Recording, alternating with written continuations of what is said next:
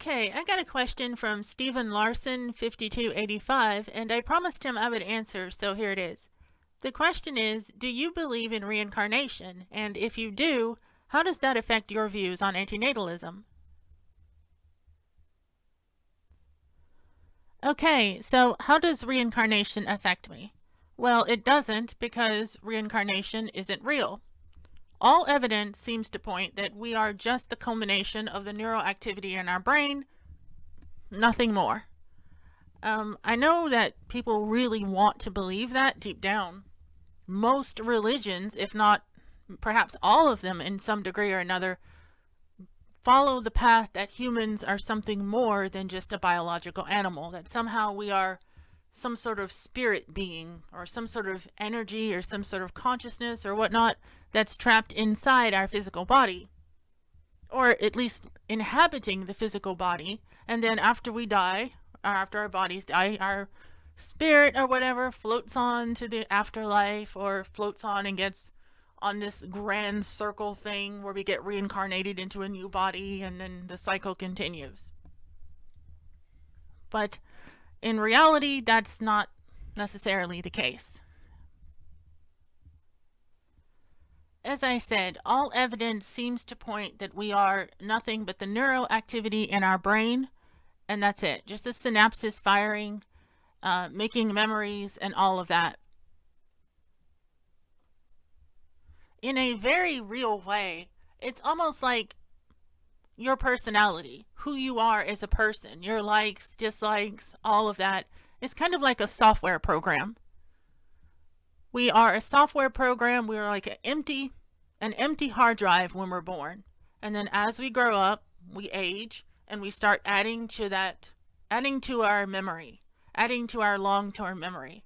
And over time, our environment and the people we meet, the environment we're raised in, all of that kind of slowly builds us together, like piece by piece, like a giant Lego block or something. Just little bit by little bit by little bit, we become the person that we will eventually become later in life. So there's no preset anything. We are so pliable.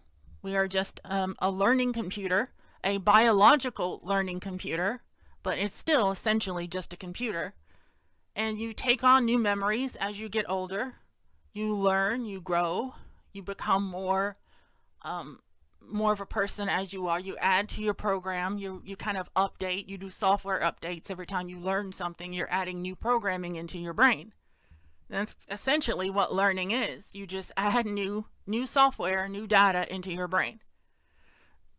So we are, in a very real way, a type of biological computer program that the brain runs.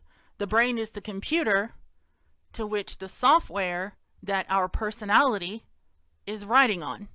The software is producing the program. It's running the program. So, for example, if it's like an operating system or something, your personality, who you are, everything is essentially the program. It's very difficult to try to articulate this in the correct way to words like anyone can understand it.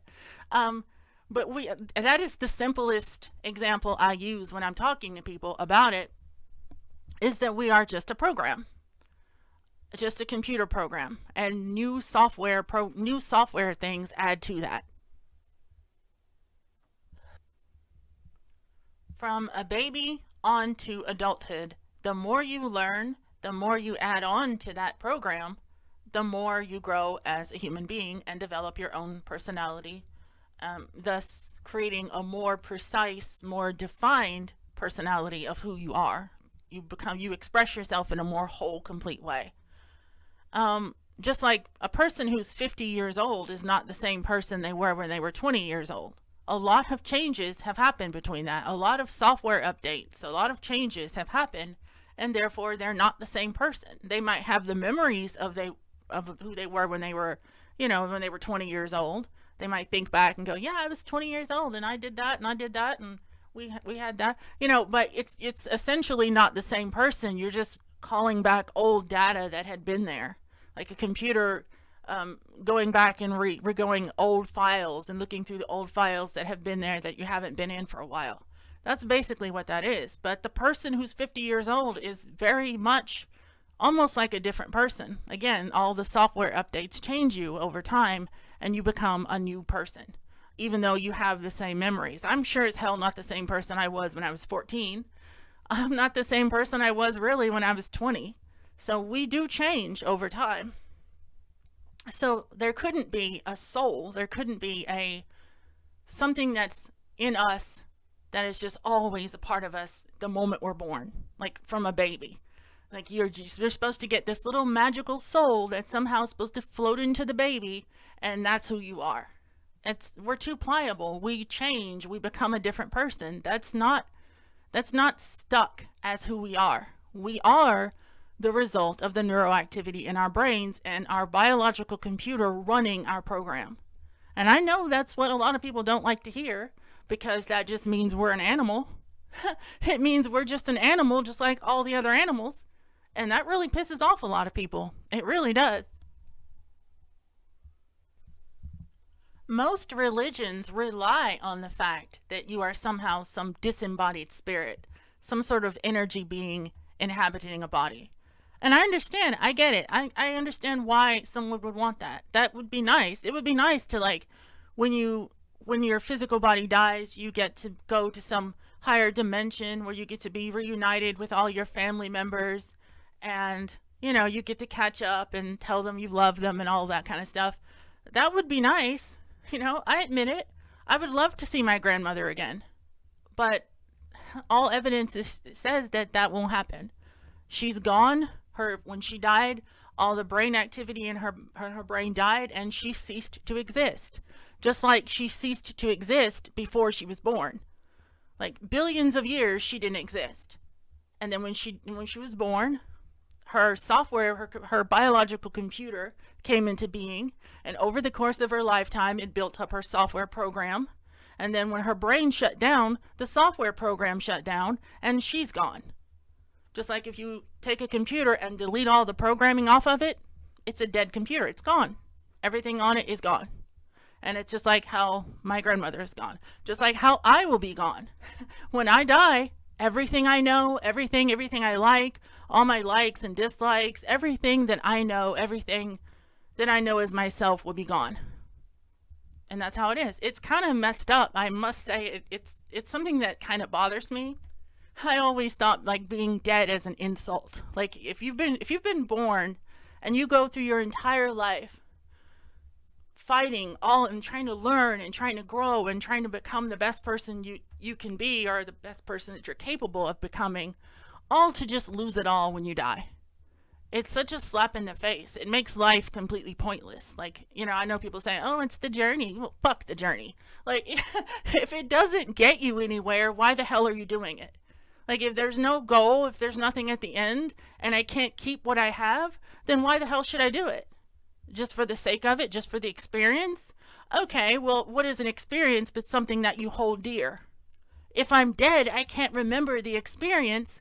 Therefore, how the hell can I hold it dear? So it makes the experience worthless, doesn't it? At least to me, that would make the experience of experiencing things pointless if I can't remember it. Say you had the greatest day of your life. It was awesome. Everything was amazing. Everything was wonderful. And it was just the best day of your entire life. Then the next day you get up, you forget everything. You don't remember anything. All of it is gone. Was that worth it? Like, people will tell you, you were awesome yesterday. It was so much fun. We had so much fun yesterday. It was the best thing ever. You should have it was amazing. And if you can't remember anything, does it matter? No, it doesn't matter to you because you can't remember it. So what's the point of going through all of that when you can't even remember? So what's the point of these experiences? So that's when I kind of like get annoyed when people say, oh, it's just the experiences in life that matter. Like, when you're dead, none of those experiences are going to matter because you won't be able to remember them. And that's one of the foundations of why life is pointless. It's just one of the many, many reasons why life is kind of pointless, because you don't really get anywhere. You just exist for a little while and then you're gone. But I understand why that's like that, because our consciousness as human beings, the higher level of consciousness that we have, most animals don't have.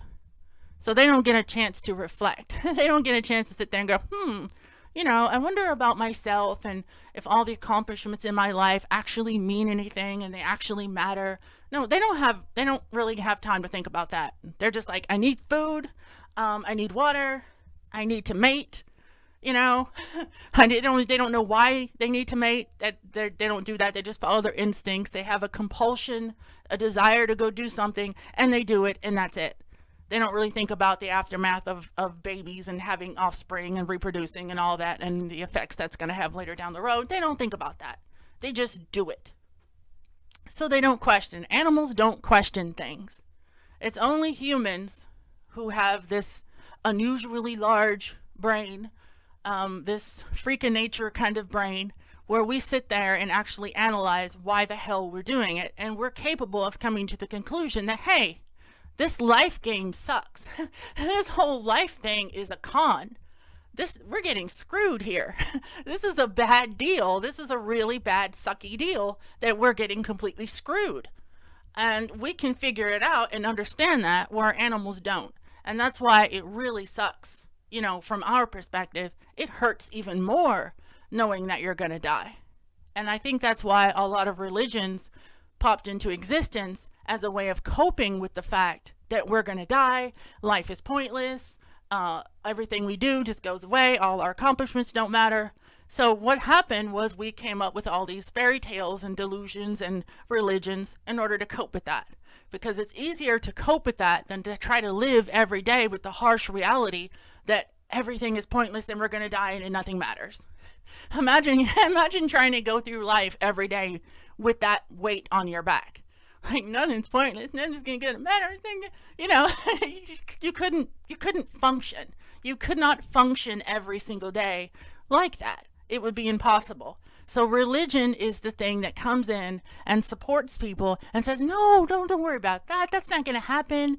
You're going to live, when your body dies, you're going to go to an afterlife and you're going to meet up with all your people, all your friends, your family. You're going to meet your dog that died when you were a kid. You're going to meet all of that. It's going to be fine. It's going to be fine. Don't worry about it. Everything will be just fine. Okay. Just calm down. And everything will be fine. You're just a spirit, and you're just gonna float off and to another land where you're a higher dimension, and everything will be just fine. And don't worry about it. And that actually gives people a sense of calm. It makes them function. They can go ahead and live their lives. They can actually, and this is the part that bothers me, they can actually feel okay with bringing more children into the world because, why not? Because we're just going to be like, we're going to get to live forever anyway in heaven. So I'll just bring another baby in the world and it's fine because they'll get to go and they'll have experiences and they'll just float off into heaven too. Ugh, it's a nightmare. So I can understand why people want to do that, but going down that thought path just doesn't end well because you're denying reality in order just to feel good. And that's the biggest problem about religion, is that it denies reality so people can feel good. I would rather feel miserable seeing reality for what it is than just coping every day with life with a lie, even if that lie makes me feel good. Like, I don't want to feel good. I want to know the truth. And if the truth sucks, then, oh, well, it sucks. Life sucks. Oh, well, it sucks because that's the way it is. But a lot of humans, believe it or not, can't handle that. They just can't. So they live under these religions and they will fight you about it. They will fight you. That's why I don't try to debate religions anymore with people, because they will fight you with it. They really have a strong dependency on those beliefs. They have to have those beliefs in order to get through life. And that's why I don't deal with it anymore. I don't debate people in regards with religion. I used to when I was really young and more gung-ho about the whole thing, but not anymore. I don't do that. I remember this scene from Star Wars where Yoda tells Luke Skywalker, and while he's pinching his arm, he says, luminous beings we are, not this crude flesh. We are more. We are luminous beings. And then, of course, when Obi-Wan Kenobi gets killed and he comes back later as a Force ghost and he has a conversation with Luke Skywalker, you know, he has his personality, he has all his memories, you know, he's still basically himself even though he's dead. And I totally get it. Humans want that. They want that so bad. And I totally understand why. I mean, you know, I can't force myself to believe in that shit, even if I wanted to, you know, just for the comfort, just for the peace of mind it probably gives these people. I just can't do it. I can't force myself to believe in that. But I understand why someone would want, and I think that's a big factor too, is what made me stop debating people when it comes to religion, is because now I know that they need it. You know, before I was like, oh, when I was young and naive, I was like, oh, they just don't know the facts. Like, they just didn't gather up enough information, or their pastors and preachers or whatever have been lying to them, and they're just a victim of being deceived. And that's what it is. If only people would come together and just enlighten them, everything would be okay. But I was wrong. No, they don't give a shit about what's real. They don't give a shit about if it's factual or not, or the truth, or anything. They don't care. It's just what makes them feel good because it's a coping mechanism. So they need it. And that's why I stopped debating people. I stopped getting in, you know, talks with them and all that kind of stuff. I stopped it because they need that stuff. It's like again, the only thing about Star Wars, I mean, in the Star Wars universe, yeah, Force ghosts and all that kind of shit. Yeah, whatever. That's that universe. Unfortunately, people want that in our world, and that's a visual representation of how a deep human desire to want to be more than our bodies, to want to be more.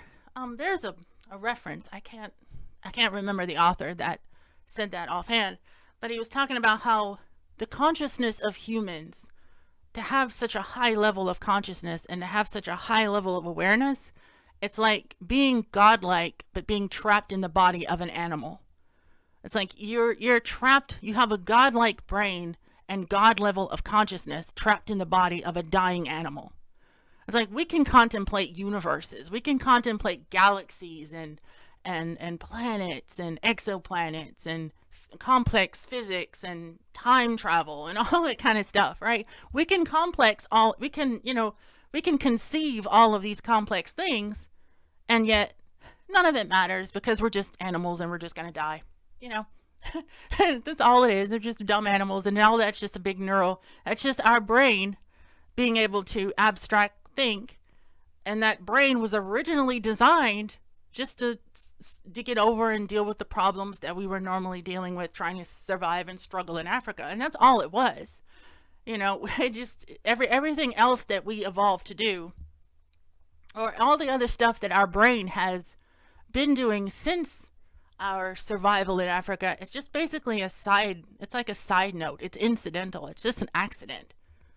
But it doesn't change the fact that it exists. It doesn't change the fact that we think like that. We still think like that. We look at the stars. If you have a telescope, whatever, look at the stars, and just realize we'll never ever know. We'll never be able to get out there. There are beautiful planets, incredible planets, probably some that are probably similar to Earth. You know, there may be planets, maybe nothing like complex intelligence or whatever, because I tend to follow along the line of the rare Earth hypothesis, you know, where what happened on Earth is so incredibly rare that it almost never happens. But anyway, there's probably animals on other planets if biogenesis does occur on other worlds. If whatever weird, freakish event that happened on Earth 4 billion years or so ago, whatever happened, if it does occur on other planets, then we're dealing with a universe of just animals. There's probably fish and crabs and, you know, stuff like that. But it's life forms, and those planets might be kind of cool to look at if you were to just, you know, get in your little spacesuit and look around. But it doesn't matter because that's just flight of fantasy because we'll never ever see those things. Especially anyone living in the current time I'm in right now. We'll never see it.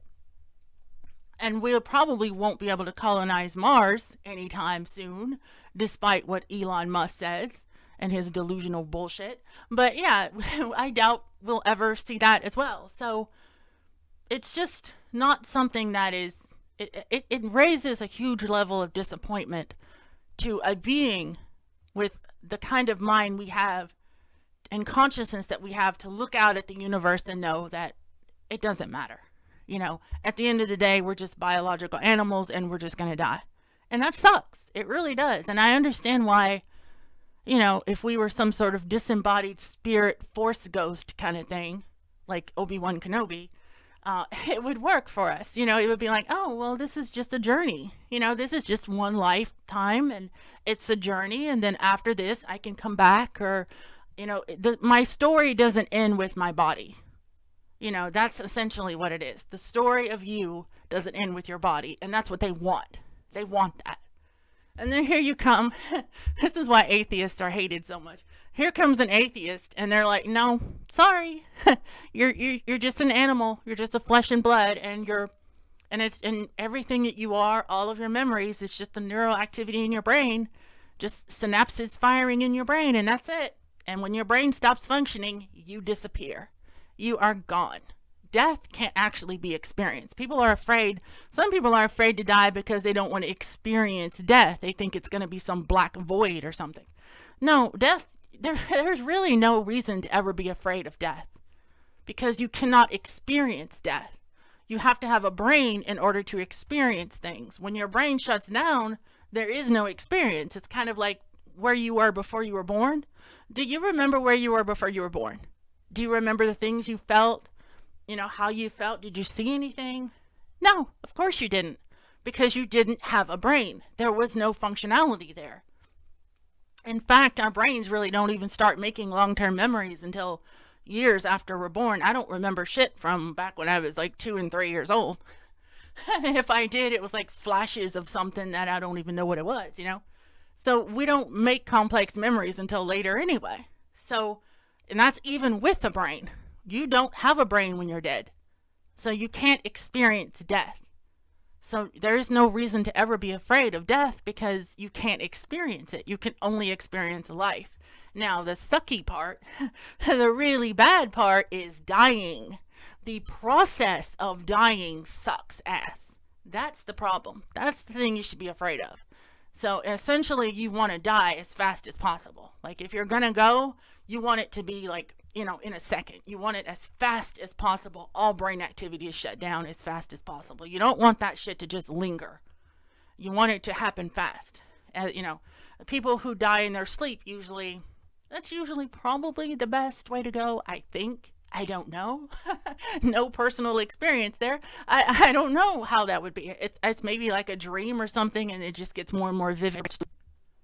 Sorry, I got cut off there. But as I said, the dying process, when it happens, it's kind of like your brain going in hyperdrive. It's like a dream, but it's a really powerful hyper dream. So the near-death experience, all the synapses, they just start firing all the memories and everything, all these flashes of things. It's like a dream that you have, but it's like turned up and amplified really high.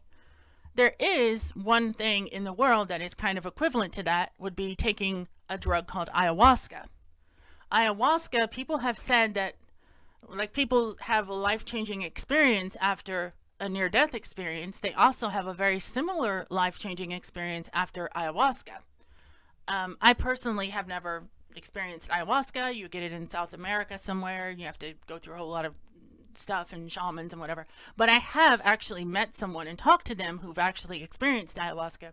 And they said it was life-changing. You only take it one time and it changes your perspective on things. So people who experience near-death, have that near-death experience, and they come back and say, oh, it's just, wow, this is amazing, and it just changed everything, and my outlook on life changed and everything. And that again, it has that same effect. So taking ayahuasca can trigger a very similar effect that you have in near-death experience. So that would be, So that would be something someone would want to look into if they wanted to actually experience what a near-death experience would probably feel like without actually having to go through it. It'll give you something that is a very similar feeling to that. Like I said, personally, I've never done ayahuasca. I wanted to, but the opportunity, I never can get around it. I can't do it. So, but that would definitely give someone a way in which they could experience that and get a sense of what it would probably be like if they were actually going through the dying process in a natural healthy kind of way, as opposed to like a horrible accident or something. But even then, I think as the brain starts to shut down, even if you're in a horrible accident, it will still go through the same near death experience kind of process. So, it tends to be kind of pleasant for people, which is good, I think. From an evolutionary perspective, I don't know how such a thing could evolve. I think it's just an accident. Because there's, in order for evolution to notice something, it has to be passed down through generation to generation. So if you are dying, how can you pass anything down? That doesn't make sense. So I think it's just a side effect of our brain function, that we can go through these little really, really powerful hallucinations at the time of our death. And those hallucinations sometimes tend to be kind of positive, and they kind of give people a sense of calm, and it helps them get through the moment, helps them get through. So essentially, if one would want to experience what it's like to die and be able to live to talk about it, that's probably the closest thing that you can get to doing that. But as far as actually experiencing death itself, after brain activity actually stops, it's over. It's like as brain activity and the neurological activity in your brain stops, there is no experience. So there's nothing really to be afraid of, because you can't experience being dead. So all these religions that are so afraid of dying are afraid for no reason, because death is not something that a person can actually experience.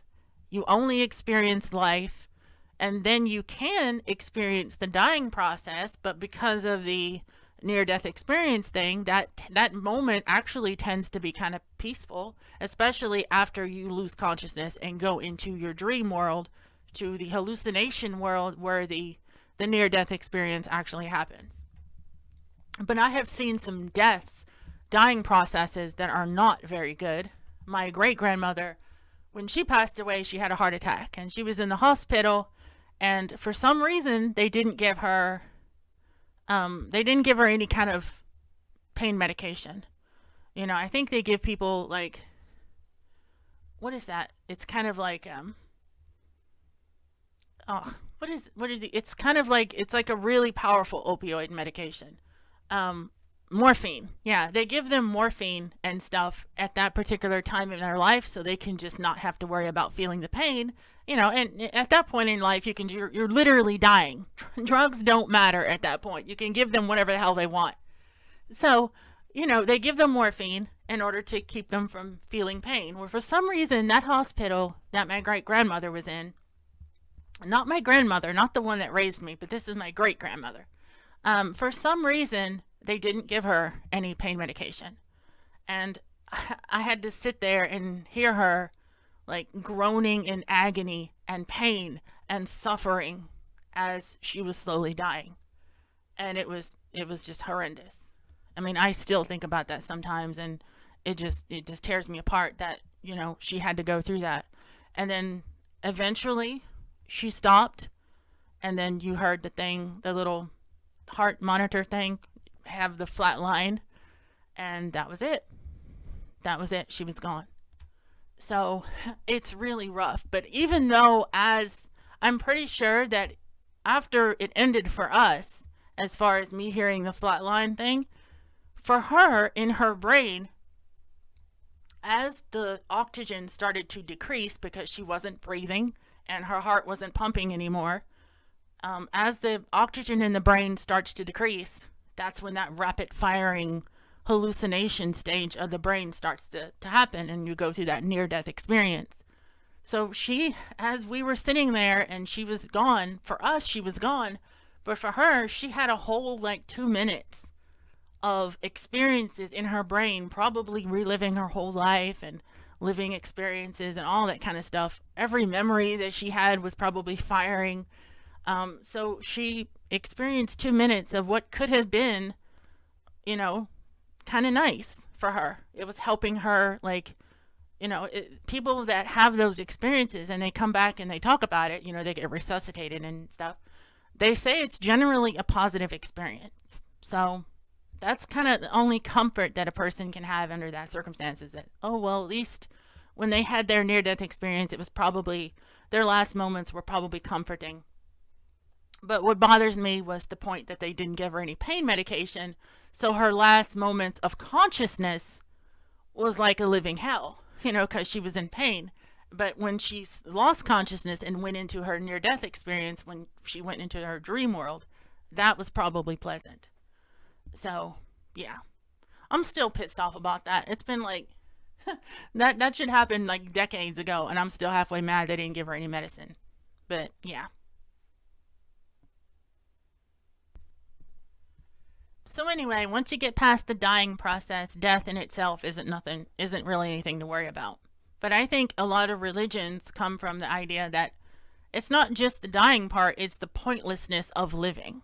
It's like, if you're thinking about the pointlessness of living as you're trying to live, it really takes away the joy of everything. It just makes it's like a dark cloud over your head you can never get rid of. And that's essentially what it is, and people can't handle that. They're like, no, I'm just gonna live in a delusion, and I'm a magical spirit, and no one dies and nothing dies, and we're just gonna get recycled into the cosmic higher dimension world, and that's how that's gonna be. And that helps them get through, even though it's completely fictional. It's completely hopes and dreams in their mind, borderline delusion coping mechanism, but it helps them get through. And here's me, a person that doesn't believe in that, actually like making peace with them in a sense, because I get it, even though they would never make peace with me. And they'd be like, that atheist fucker. They would never be okay with my existence. There are times in history where just admitting that you don't believe in someone else's religion could get you, like a guillotine or something. So, but I can understand why they feel that way and why they're drawn into that way of thinking, because it makes sense. Life just sucks if you realize that life there's no point to it. You're just a biological animal. You're just a really smart ape that got too smart for its own good. Look around, understand, hey, there's universes, there's stars, there's galaxies, and all of it is pointless because I'm going to die and be in the dirt anyway. I'm just going to get old and wrinkly and frail, and my body's going to die, and I'm going to die, and everything that I've learned, everything that I hope and work for, all of it is nothing because I'm dead. So that's hard for people to swallow.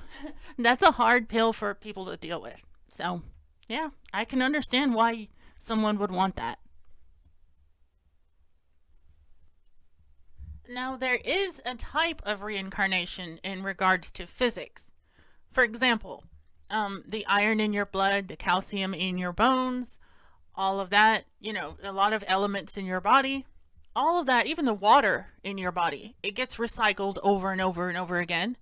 The water in your blood could have once upon a time been dinosaur pee or something. So the water just keeps getting recycled over and over on Earth. So if you look at it from that perspective, then yes, there is a type of, cyclical way of life on Earth. When animals die, they eventually decay and become a part of the soil. Plants feed on the soil, the nutrients in the soil, and grow. Herbivores eat on the plants, and then carnivores eat the herbivores, and then you have something else that might eat them. So it's a big cycle. It's a big circle kind of thing. So yeah, in that way, and only in that way, then that's the only reincarnation that exists as far as reality. But when you want to talk about everything that is you, your consciousness, your personality, your likes, your dislikes, all of that, Not so much. We don't have that. Now, what you might have, though, is another person that gets born in a different time period that has a very similar mind than you do, a very similar viewpoints than you do, a very similar personality. They might like the same things. They might like the same food. That person is not you, but they are very much like you. So, in a very real sense, people that come from similar environments to us are, in a sense, a reflection of ourselves in that environment. If we come from their environment, we would be them, right? So, in a sense, they are a reflection of us. They are a reflection of you. So, if personalities are just the culmination of a person's experiences that they have in their lifetime, well, then people with similar experiences are more close, as far as personality than anything. So in a sense, that is a different version of yourself. Looking at it like that makes it very difficult to hate other people, doesn't it? It makes it very difficult to be enemies with people and segregate people. If other people are an alternative reflection of ourselves, it's hard to hate them. So that's why a lot of governments and a lot of people, and especially a lot of politicians, like to do everything they can to separate people, classify them into different groups. Oh, these are Democrats, these are Republicans, these are this and this, and it separates people. So, as you know, people who are separated are easier to control, and they're a lot easier to be defeated if they're separated. They don't want unification. They don't want people to come together as one. That's an enemy, because people coming together as one would push back against individuals trying to control them, harm them, rule over them, all of that. And they don't want that. They have no interest in that. So they want to keep you separate from each other. So pointing out the fact that, hey, another person that has a similar background than me is essentially a different reflection of me. They're an alternative version of myself. So if they're an alternative version of myself, and I am an alternative version of them, then we should just work together. We should just cooperate, because we're all experiencing this whole life thing together. We're all experiencing it. You hate the fact that you're going to die one day. Well, so do I. You feel pain and angst and misery and things that you have to go through. Well, so do I. We're more alike than we are separate. We're more alike than we are different. And they don't want us to talk about that. They don't want us to admit those things, because that means we can come together and cooperate as a group, as one, and that is not in their best interest. People that want to rule over you, and this is the same way it's been going on for thousands of years, kings and shit. People that want to rule over you want to keep you separate. They want to keep everyone in their own little pile, because everyone in their own little pile is easy to control. They can easily manipulate that. They don't want everyone to unify and become one, which is why they always hate, like the 1960s and the hippies and stuff. We're like, everyone is one. We are all one. All that kind of stuff. They hate that. They hate stuff like that. They don't want everyone come together. So that's why they really try to hammer that stuff down every time they want, because it does not serve their best interest. Anyway, I've strayed really far from my original point. So to answer your question, no, reincarnation does not affect my views on antinatalism, because there is no solid evidence that indicates we have some sort of disembodied spirit that is capable of surviving death. Because if we did, wouldn't animals also have some sort of magical spirits living inside them too? It would kind of suck if all of those cattle that get slaughtered every year on factory farms are actually your reincarnated relatives now, wouldn't it? So no, reincarnation doesn't exist. It's just wishful thinking on the part of people that want life to have some sort of purpose or meaning. But unfortunately, it doesn't. We're just animals doing the best we can to survive. And that's it. I think humans pay a huge price for having a really large brain that creates the type of consciousness that we have. A consciousness that allows us to think about life and death and our place in the universe, and if our lives have meaning or not. If you think about it, fish that live in the ocean don't sit around all day pondering and lamenting over their own mortality, do they?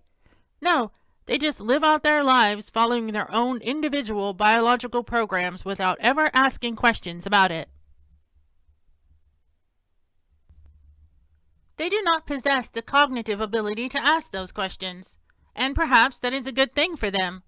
It seems they are spared a lot of the suffering that we endure by being just too stupid to understand it.